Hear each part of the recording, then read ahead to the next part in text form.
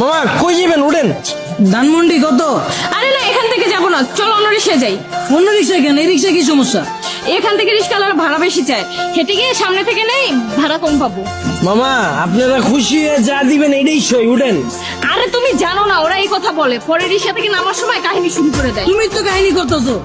একটু আগে বাসের হেল্পারে দেখে গেলে বাসে উঠবা না, এখন আবার রিক্সাও তোমার সমস্যা। সব জায়গায় গেলে তোমার সমস্যা আর সমস্যা।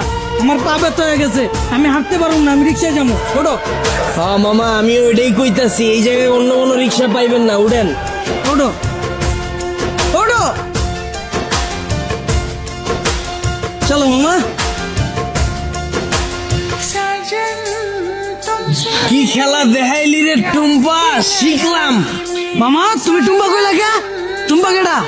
মামা কঠিন কাহিনী, আমার গার্লফ্রেন্ডের নাম ছিল টুম্পা। কি কও মামা? আমার গার্লফ্রেন্ডের নাম তো টুম্পা। কি কও মামা আসলে?